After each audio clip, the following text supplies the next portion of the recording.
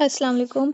अच्छा, अब हमारा थोड़ा-सा ही लेक्चर रह गया है, कंटिन्यूएशन है अपर लिम्ब की जॉइंट्स हम कर रहे थे। हम इसको ना जल्दी-जल्दी रैप अप करेंगे ताकि आपकी डबल ए की क्लास का टाइम यूज़ ना हो। ठीक है, सबसे पहले आपके पास अब ना शोल्डर जॉइंट्स की मूवमेंट्स के हवाले से आ गए। ठीक है, ये जो शोल्डर जॉइंट के मूवमेंट्स होते हैं ना, ये आपको एज़ इट इज़ ही जिस तरह से यहाँ पे लिखा है ना, इसी तरह से पेपर में सवाल आता होता है। वो आपको या तो पूछ लेगा कि हमारे पास range of motion 0 to 15 degrees patient नहीं एबडक्ट कर सकता। ओवरहेड एबडक्शन आपकी 90 से 180 तक की आती है। ठीक है? इसको ओवरहेड एबडक्शन कहते हैं। अब ये सिनेरियोज़ आपको पेपर में दे देगा। उसके बाद आपने इन सिनेरियोज़ पे देखना है कौन-कौन सी मसल्स, कौन-कौन सी नर्व्स इफ़ेक्ट हुई हैं। 0 से 15 डिग्रीज़ पे सुप्रास्पाइनेटस, सुप्रास्कैपुलर नर्व इफ़ेक्ट होती है। ये एमसीक्यू है। 15 टू 19 डिग्रीज़ पे डेल्टॉइड और एबडक्शन इफ़ेक्ट होती है इनिशियली, और ये ऐसे सिनेरियो आता है कि इनिशियली पेशेंट जो है वो अपनी एबडक्शन कर सकता है, उसके बाद नहीं कर सकता। नर्व सप्लाई एक्सिलरी नर्व होती है। 90 टू 180 डिग्रीज़ पे ओवरहेड एबडक्शन का वो वर्ड यूज़ करता है, वो आपको डिग्री सिर्फ 0 टू 15 या 15 टू 90 तक बताता है। 90 के बाद ना ओवरहेड एबडक्शन का वर्ड यूज़ होता है पेपर में। कोम्बिंग हेयर, ठीक है, ये बता देता है patient is unable to comb the hair. Trapezius muscle के हवाले से आपको आ जाता है, इसकी नर्व सप्लाई डायरेक्टली भी पेपर में पूछ ली जाती है। फिर पूछ के एक पेपर में ना सिनेरियो दे दिया जाता है, पेशेंट की नेक सर्जरी की है, मोस्ट लाइकली आपके कौन सी नर्व डैमेज हुई है। सिरेटस एंटीरियर की नर्व सप्लाई और ये किस सर्जरी में डैमेज होती है, ये पता होना चाहिए। अब पूरी एबडक्शन का लॉस हो जाए तो इसका मतलब है कि आपकी ब्रेकियल प्लेक्सिस डैमेज हुई है, अपर ट्रंक उसकी डैमेज हुई है, या फिर पोस्टीरियर कॉर्ड डैमेज हुई है। ठीक है, ये याद करना है। सिट्स मसल हमारे पास एक ग्रुप होता है 4 मसल्स का, जो हमारी ग्रेटर ट्यूबरोसिटी पे, ह्यूमरस की ग्रेटर ट्यूबरोसिटी पे इंसर्ट हुई होती हैं। सब स्कैपुलैरिस जो होती है ना, सिर्फ ये होती है जो इंसर्ट होती है ऑन लेसर ट्यूबरोसिटी। ठीक है, ये ओरिजिन इंसर्शन इनकी ज़रूरी नहीं है, सिर्फ सिट्स मसल का आपको पता होना चाहिए। सुप्रास्पाइनेटस, इंफ्रास्पाइनेटस, टीरीज माइनर और सबस्कैपुलैरिस, 7 इनके ये एक्शंस आपने याद करने हैं। कार्पल टनल सिंड्रोम हम डिस्कस कर चुके हुए हैं। कार्पल टनल सिंड्रोम आपको पता है कंप्रेशन होती है मीडियन नर्व की। ठीक है, स्ट्रक्चर जो कार्पल टनल में से पास करते हैं ये याद करने हैं। Median nerve, flexor digitorum profundus, flexor superficialis और पॉलिसिस लॉन्गस। रिस्क फैक्टर्स इसके याद करने हैं। कभी-कभी क्या होता है पेपर में, वो आपको सिनेरियो दे देता है, प्रेग्नेंट पेशेंट है और अब वो अनएबल टू टाइप या अनएबल टू राइट, या उसको अपने हाथ में नमनेस फील हो रही है।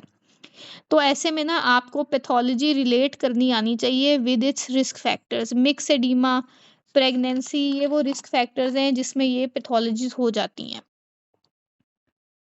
ठीक है, उसके बाद नेक्स्ट पेज पे आ जाओ।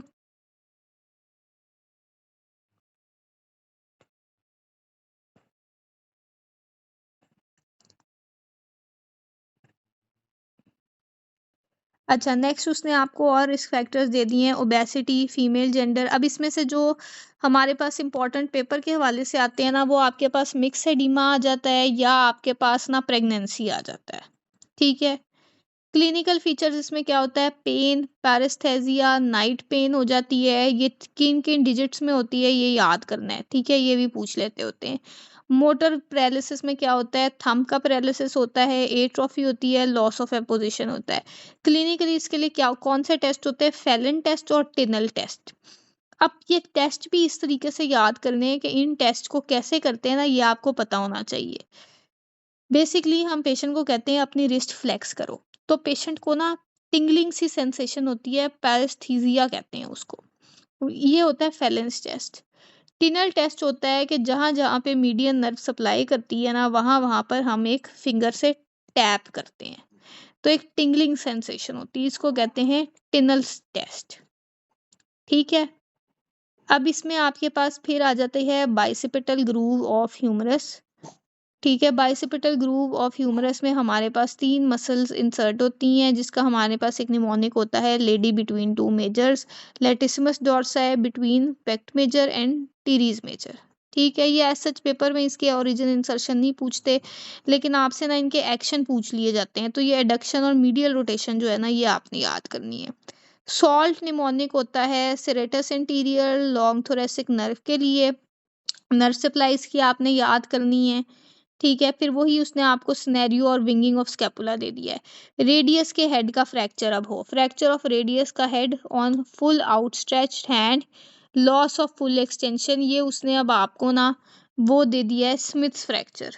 ठीक है, कूलीज और स्मिथ हमने किया था ना, तो ये उसने आपको वही चीज़ बता दी है कि आउटस्ट्रेच हैंड होगा तो फिर फ्रैक्चर होगा और लॉस ऑफ फुल एक्सटेंशन हो जाएगी। ठीक है, फ्रैक्चर का नाम उसने नहीं आपको यहाँ दिया हुआ क्योंकि वो पीछे उसने डिस्कस कर लिया है, लेकिन ये वही पैथोलॉजी उसने आपसे यहाँ पर दोबारा से डिस्कस की हुई है। उसके बाद आपके पास लेटिसिमस डोर्साई मसल आती है। लेटिसिमस डोर्साई जो मसल होती है ना, इसका आपने नर्व सप्लाई और इसकी सारी चीज़ें याद करनी है क्योंकि ये ना आपके पास पेपर में बहुत कॉमनली आती है। सेरेटस एंटीरियर, लेटिसिमस डोर्साई, ये दोनों जो है ना ये इंपॉर्टेंट है पेपर के हवाले से। अगर मसल्स का आपने किसी की भी ओरिजिन इंसर्शन याद करनी है तो इन दोनों की करो, ये पेपर में आती है। नर्व सप्लाईज की याद करनी है, थोरैकोडोर्सल। ठीक है, एक्शन ये क्या करती है, ये मीडियली रोटेट करती है आपके ह्यूमरस को और एक्सटेंड करती है शोल्डर जॉइंट को जब पेशेंट फोल्ड करता है अपने आर्म्स बिहाइंड द बैक या स्क्रैचिंग ऑफ बैक। ठीक है, इसका ये एक्शन याद रखना है, पेपर में ना ज़्यादा क्लिनिकल आता है। क्लेवी पेक्टोरल फेशिया क्या है, तो क्लेवी पेक्टोरल फेशिया आपके पास एक शीट है कनेक्टिव टिश्यू की जो कि एनक्लोज करती है पेक्ट माइनर को, एक्सिला का सस्पेंसरी लिगामेंट और किफेलिक वेन को। ठीक है, it is pierced by these 4 structures, ये याद करने, lateral pectoral nerve, thoracoacromial artery, cephalic vein और लिम्फ वेसल्स। फिर आपके पास आ जाती है सेगमेंटल नर्व सप्लाई। अब ये आपकी ना नर्व सप्लाईज जो है ना ये सेगमेंट्स के हिसाब से डिवाइड की हैं, चाहे इसको ऐसे याद कर लो चाहे इसको ब्रेकियल प्लेक्सस के हिसाब से याद कर लो। ठीक है, ऐसे उसने आपको ना एक कह लो कि पेपर का स्टेम दे दिया है। इस तरीके से आप इसको ले सकते हो कि अगर आपको पेपर में एक स्टेम आता है, पेशेंट है, he came with loss of flexion, abduction and lateral rotation, what is the pathology. C5 की पैथोलॉजी है। C5 पे अब आपने देखना है कि कौन सी नर्व है जिनकी नर्व रूट C5 C6 बनती है। ठीक है, वो वाली नर्व इन्वॉल्व है। इसको अगर याद करना है ना इस तरीके से याद करना है। कैसे याद करना है, ये एक्शंस याद करने हैं, इसकी नर्व रूट के आगे उस नर्व का नाम लिख लेना है। ठीक है, flexion, abduction, lateral rotation C5 से होती हैं, एक्सटेंशन, रिडक्शन, मीडियल रोटेशन 6 7 8 से होती हैं। एल्बो के लेवल पर बाइसेप्स रिफ्लेक्स का ये जर्क जो है ये याद करना है, ट्राइसेप्स रिफ्लेक्स का, ये दोनों तो लाजमी याद करने हैं। बाकी सारे चॉइस पे हैं, किसी को ऐसे याद हो जाते हैं तो ऐसे याद कर लो, डायरेक्टली ब्रेकियल प्लेक्सस से करने हैं तो वो डायरेक्टली ब्रेकियल प्लेक्सस से याद कर लो।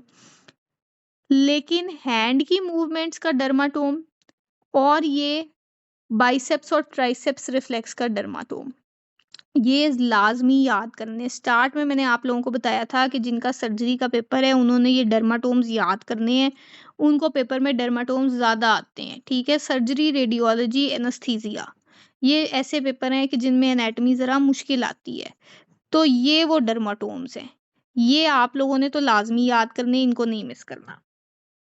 ठीक है, फिर आ जाओ मैम एक्टिव। जी जी।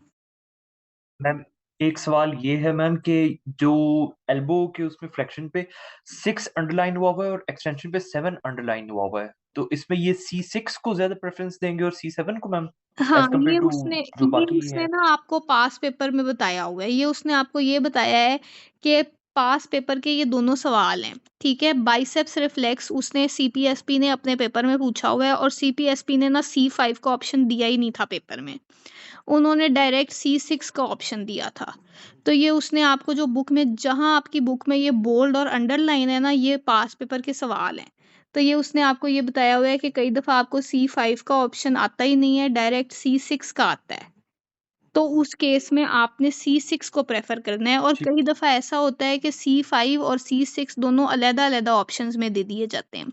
अगर ऐसा भी हो तो हमने C6 को ज़्यादा प्रेफ़र करना है।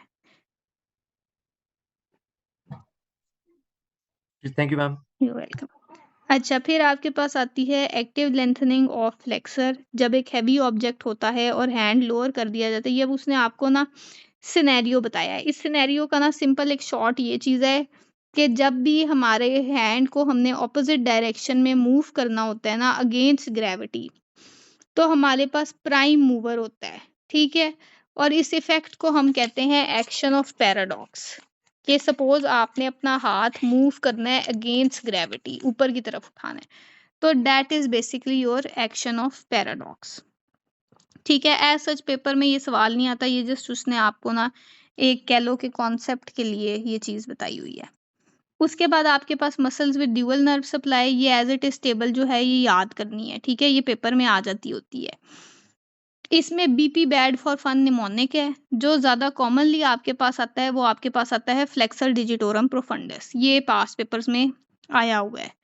डिफरेंसेस उसने आपको अब क्लॉ हैंड और मीडियन नर्व के बारे में बता दिए हुए हैं कि बेसिकली क्लॉ हैंड में अल्नर नर्व होती है और due to unopposed action of flexor and extensor digitorum profundus. ये ना पेपर में ऐसे ही एमसीक्यू पूछा हुआ है कि क्लॉ हैंड में डैमेज होती है अल्नर नर्व की due to unopposed action of which muscle, ठीक है।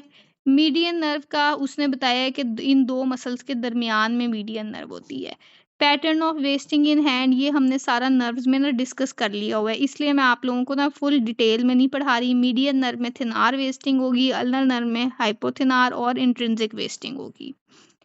Common nerve injuries various conditions में, अभी आपको उसने पैथोलॉजीज बताई हैं। सुप्राकॉन्डाइलर फ्रैक्चर में क्या होगा, एंटीरियर एंट्रोशियस नर्व, ये मीडियन नर्व की ब्रांच है, ठीक है। जीए में अल्नर नर्व, लिथोटमी पोजीशन में कॉमन पेरोनियल, ये अब उसने आपको ना पूरी बॉडी की नर्व्स इकट्ठे दे दी हैं। नी डिसलोकेशन में भी कॉमन पेरोनियल, नी आर्थोप्लास्टी में भी कॉमन पेरोनियल होगी। मोंटेगू फ्रैक्चर में पोस्टीरियर इंट्रोशियस होती है, ठीक है।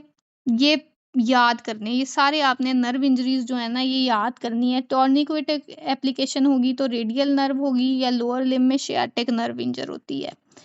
फॉर्मेंट साइन क्या होता है, फॉर्मेंट साइन होता है हम अल्नर नर्व की पालसी को असेस करते हैं एडक्टर पॉलिसिस मसल का फंक्शन देख करके। बेसिकली हमारी एडक्टर पॉलिसिस जो होती है वो हमारी थंब के अंदर होती है, हम पेशेंट को कहते हैं थंब साथ एडक्ट करके दिखाएं, उससे हमें पता चलता है अल्नर नर्व की पालसी हुई है कि नहीं हुई है, ठीक है। फिर आपके पास नेक्स्ट पेज पे आ जाते हैं डर्माटोम्स।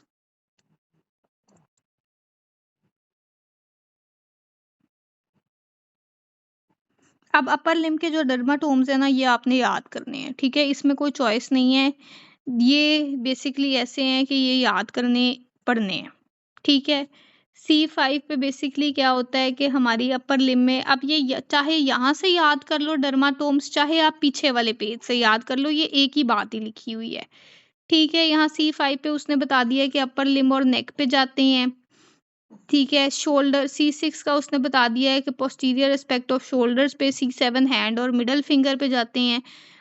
मैं वैसे ज़्यादा प्रेफर करती हूँ कि आप ना पीछे से इसको याद करो, पीछे जो है ना ये ज़रा इजी करके लिखे हैं, इधर जो है वो ये थोड़े से मुश्किल करके लिखे हुए हैं, ठीक है।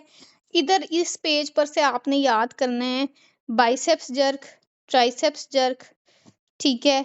लेटरल और मीडियल जो आपकी अपर लिम्ब है ये आपने चार जो है ना वो इधर से याद करने हैं, ठीक है। फिर आपको नर्व्स की डिस्ट्रीब्यूशन दी है।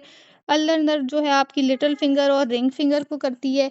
मीडियन नर्व जो है वो थंब को और इंडेक्स फिंगर को करती है, ठीक है। और रेडियल नर्व जो है वो बेस ऑफ थंब और डॉर्सम ऑफ हैंड को करती है। उसके बाद लास्ट जो अब हमारा एक रह गया है ना टॉपिक, वो हमारे पास है क्वाड्रेंगुलर स्पेस का। मैंने आपको स्टार्ट में बताया था हमारी अपर लिम्ब में ना कुछ स्पेसेस आती हैं, जैसे आपकी एनाटॉमिकल स्नफ बॉक्स है ना वो भी आपकी एक स्पेस है। उसी तरीके से ये क्वाड्रेंगुलर भी ना हमारे पास एक स्पेस है, ठीक है। ये बेसिकली लोकेटेड होती है आपकी ह्यूमरस वाले रीजन के पास से, humerus teres major long head of triceps और टीरीज माइनर के पास, ठीक है। क्वाड्रेंगुलर स्पेस में सिर्फ आपने ना इसकी बाउंड्रीज जो है ना पेपर के लिए याद करनी है। एक्सिलरी नर्व और पोस्टीरियर सर्कमफ्लेक्स ह्यूमरल वेसल्स जो होती हैं ना वो यहाँ पर होती हैं, ठीक है। यहाँ पे हमारा अपर लिम्ब का जो लेक्चर है ना वो कंप्लीट हो चुका है। किसी को यहाँ तक कोई